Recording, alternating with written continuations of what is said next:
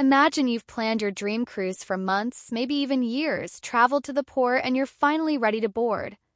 But just as you reach the check-in counter, you hear the dreaded words, "I'm sorry, but we can't let you on the ship today." For thousands of cruisers every year, this nightmare becomes a reality. Most of these situations are completely preventable. In today's video, I'm going to walk you through the most common reasons people get turned away at the cruise terminal and, more importantly, how you can make sure it never happens to you. Number 1. Check your passport and documentation. One of the biggest reasons people are denied boarding is because of issues with their travel documents. Your passport needs to be valid for at least 6 months beyond the end of your cruise, depending on the destination. Some ports have strict entry rules, and if your passport is close to expiring, you may not even be allowed to board. Additionally, some countries require visas, even if you're only stopping for a day. Places like Brazil, China, and even certain Caribbean islands may require advance visas, and if you show up without one, you won't be getting on that ship. If you're taking a closed-loop cruise, meaning it starts and ends at the same U.S. port, you may be able to use a birth certificate and a government-issued photo ID instead of a passport. But I always recommend traveling with a passport even if it's not technically required. If you miss the ship at a port and need to fly to the next stop, a passport will be essential. Always double-check the documentation requirements for your itinerary well in advance to avoid any last-minute surprises. Another thing to watch out for is passport damage. If your passport is torn, water-damaged, or missing pages, you could be denied boarding. Some countries and cruise lines won't accept passports that appear too worn or altered, so if yours is looking rough, consider renewing it before your trip. If you're traveling with kids, check their documentation requirements too. Some countries have strict rules about minors traveling with only one parent or guardian and may require a notarized letter of permission. Don't let paperwork ruin your trip. Double-check everything well in advance. Number 2. Health and vaccination requirements. In recent years, health and vaccination requirements have become a major reason passengers are denied boarding. Many cruise lines still have policies regarding vaccinations, health screenings, and required medical documentation. If your destination requires certain vaccines, such as yellow fever for some South American itineraries, you'll need to show proof. Additionally, if you have recently been sick or had a medical procedure, your cruise line may require a doctor's note clearing you for travel. This is especially important for pregnant passengers, as some cruise lines won't allow guests beyond a certain stage of pregnancy to sail without medical clearance. Even if you're feeling fine, health checks at the terminal can still be an issue. If you show up visibly ill, you might be denied boarding on the spot. Some cruise lines also require travelers to complete a pre-boarding health questionnaire. Lying on this form can backfire if you're caught with symptoms later.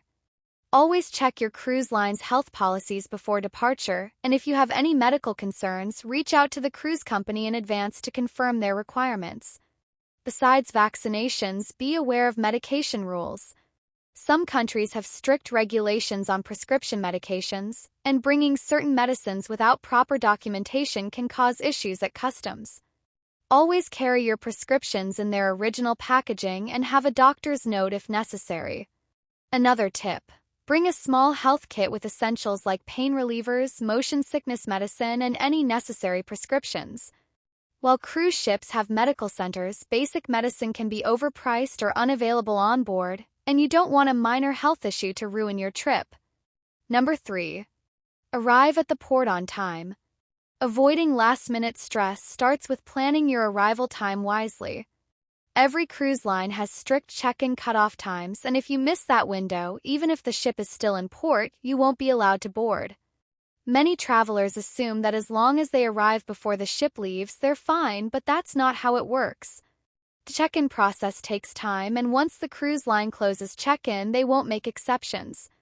To avoid missing your cruise, plan to arrive in your departure city at least a day early, especially if you're flying in.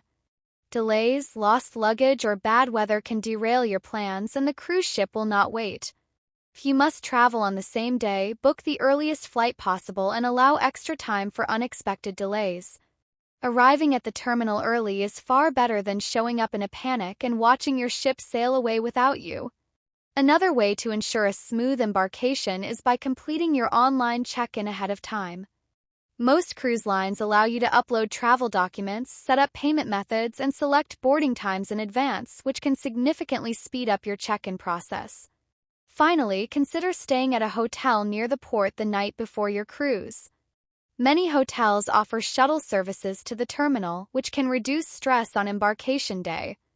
Plus, you'll get a little extra time to explore your departure city before setting sail. Number 4.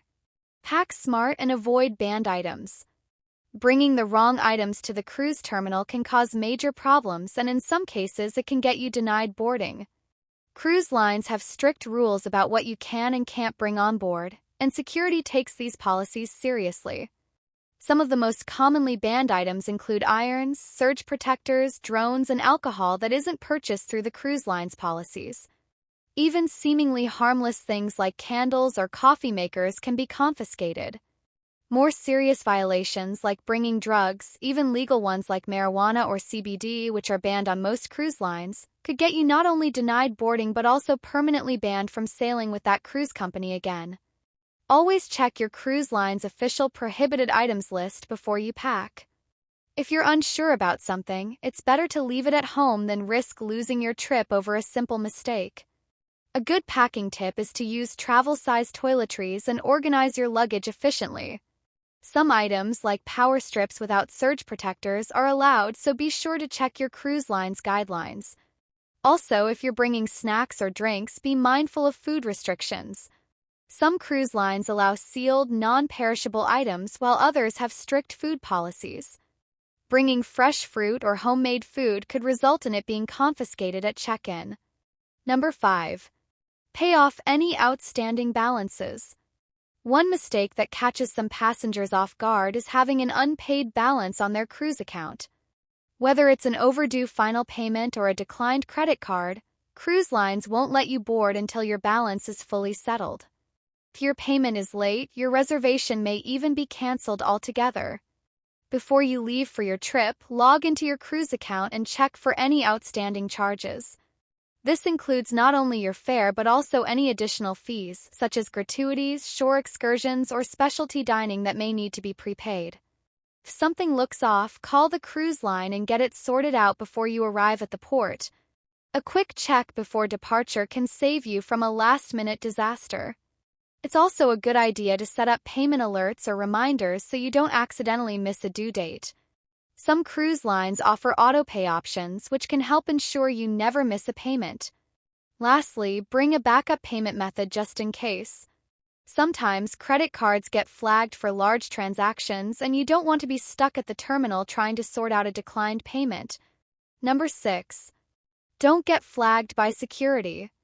Believe it or not, cruise lines run background checks on passengers, and if you have certain legal issues, you might be denied boarding. If you have an outstanding warrant or are on a no-sail list due to past violations, you won't be getting on that ship. Cruise lines also work with government agencies, so don't assume you can slip through unnoticed. Another reason people get denied at the terminal is their behavior. If you show up intoxicated, aggressive, or disruptive, security has the right to refuse you entry. Cruise lines take passenger safety seriously, and if they think you'll be a problem, they won't hesitate to turn you away. Be professional, have your documents in order, and avoid drawing unnecessary attention to yourself at check-in. Additionally, always follow luggage rules. Attempting to sneak in contraband items can trigger additional screenings, delaying your boarding or even getting you turned away. And remember, first impressions matter. Security and staff have the final say on who gets to board, so treating them with respect can go a long way in ensuring a smooth start to your cruise adventure. At the end of the day, getting denied boarding is entirely avoidable if you plan ahead. If you found this video helpful, be sure to like and subscribe for more cruise tips and travel advice.